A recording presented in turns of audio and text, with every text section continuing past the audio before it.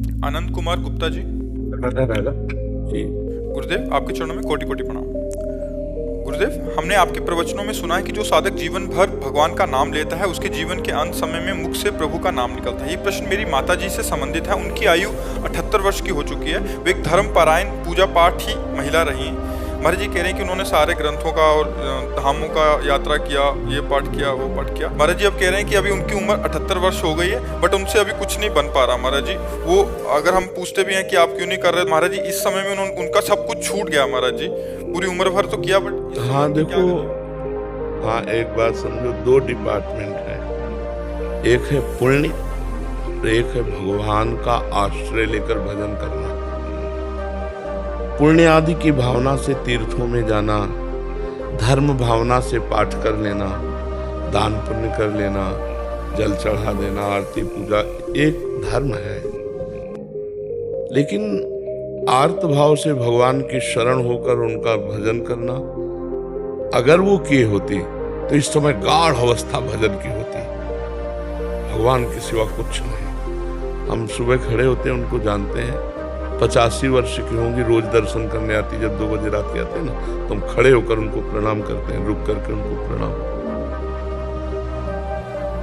हर समय नाम चलता, 85 वर्ष के। तो क्या हुआ, हम लोग दान पुण्य इनको और या पाठ आदि को या तीर्थ अवगाहन को हम ऐसा मान लेते हैं कि भगवान की बहुत बड़ी भक्ति है।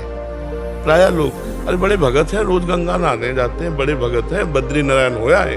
एक गांव की बात, बद्री नारायण गए लेकिन हृदय से कभी नारायण की शरण नहीं हुए, तो वो उनका शुभ कर्म बनेगा ना कि भजन बनेगा। शुभ कर्म और भजन में अंतर है। फावड़ा चलाना भी भजन हो जाएगा, व्यापार करना भी भजन हो जाएगा, जब हम भगवान की शरण में होकर अंदर से, और हम निरंतर भगवान के नाम में डूबे, तो अभ्यास कहाँ जाएगा।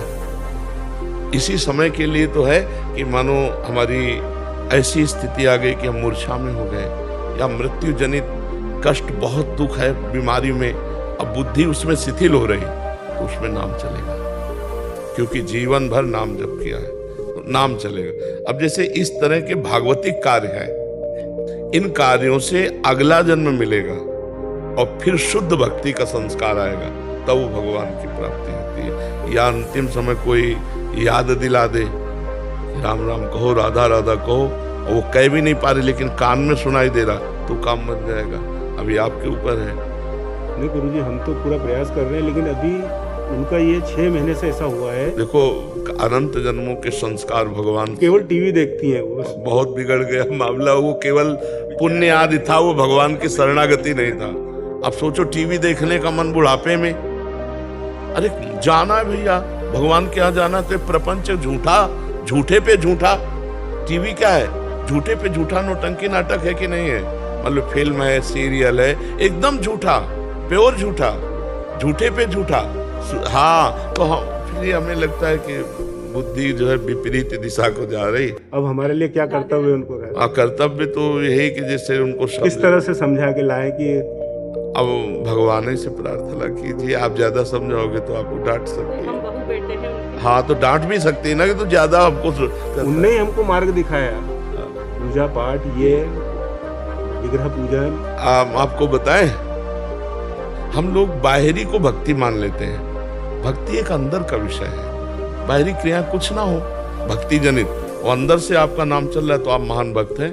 बाहरी क्रियाएं हो रही, भजन नहीं, तो इसीलिए भगवान ने एकादश स्कंद में कहा, भागवत में, व्रतांसी यज्ञ छंदांसी तीर्था नियमा यमा यथा वरुंधेत सत्संगा सर्वसंगोपहोहिमा।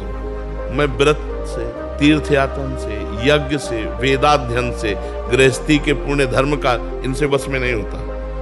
अगर मुझे कोई प्राप्त करना चाहता है तो मेरे भगवत प्रेमी महात्माओं का संग करे, जिससे सर्व संगों का त्याग होकर मेरा अखंड स्मरण प्राप्त हो। स्मृति से भगवत प्राप्ति होती है। यस्य स्मरण मात्रेण जन्म संसार बंधनात् विमुच्यते नमस्तस्मै विष्णुवे प्रभु विष्णुवे। जिनका स्मरण मात्र संसार समुद्र से हमें मुक्त कर देता है। अच्छा, वृद्धावस्था में बुद्धि भ्रष्ट हो जाती है, अगर सही भजन हुआ तो उस समय करेक्ट रहेगी, नहीं भ्रष्ट हो जाती है। तो अब देखो, आ गए ना, अंतिम फाइनल टीवी अच्छी लग रही, इसका मतलब बुद्धि निगेटिव परमार्थ से, नहीं तो साधना में ये सब नहीं अच्छा। अब तो केवल यही होना चाहिए कि भगवान की कथा आपसे कहें सुनाओ, भगवान की कथा सुना रहे हैं, बैठे हैं नाम जप कर रहे हैं, भगवान की आरती पूजा भोग जो बना, नहीं तो नाम जप कर रहे हैं। नाम जप में तो अगर जीवन भर भजन किया है तो फिर भजन ये माला करी उन्होंने, सब कुछ किया। हम देखो एक प्रकार की माला ऐसे भी होती है कि माला चल रही और मन कहीं और चल रहा है, बातें हो रही और माला भी चल रही। ये आश्रय की बात कह रहे हो, आश्रित से हाँ सारा काम बनता है।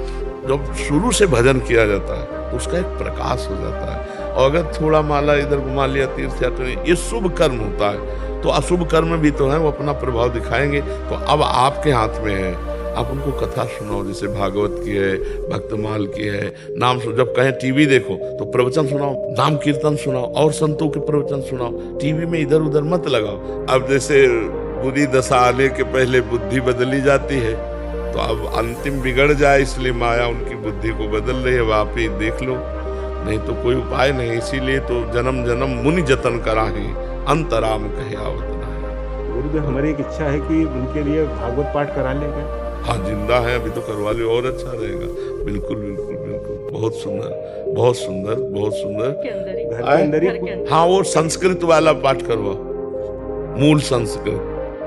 वो तो बहुत बड़ा प्रोग्राम, वो बाहरी लोग हाँ अपने उनके कल्याण के लिए उनके कान में शब्द पढ़ते रहे। ऐसी जगह पंडित को बैठा दो और दीपक जलाकर कलश आदि का और फिर पूजन करवा के भागवत का 7 दिन पाठ करवा लो। 7 दिन हाँ देखो, हम यही बात कहते हैं कि हृदय समर्पित कहाँ है? क्या हृदय समर्पित ऐसा कर सकता है?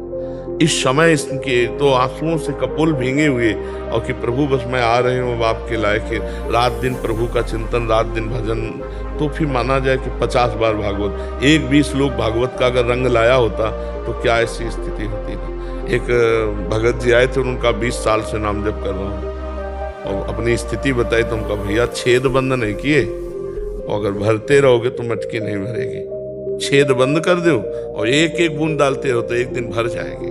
तो छेद को तो जल्दी कोई बंद नहीं करता। अब चलनी में गैया दुहे और दोष दैव को दे, हरि गुरु कहो न माने अपनों ही फले। अभी शुद्ध मार्ग का अनुसरण नहीं हुआ, नहीं तो इस समय कैसे भय लग जाता कि एक क्षण भी भगवान का विस्मरण नहीं होना चाहिए, कभी भी शरीर छूट सकता है। अब विषयों से राग, इस समय तो स्वाभाविक वैराग्य हो जाता है, वृद्धावस्था है। अब टीवी और ये सब मतलब मुझे लगता है थोड़ा भगवान से प्रार्थना करो कि उनकी बुद्धि शुद्ध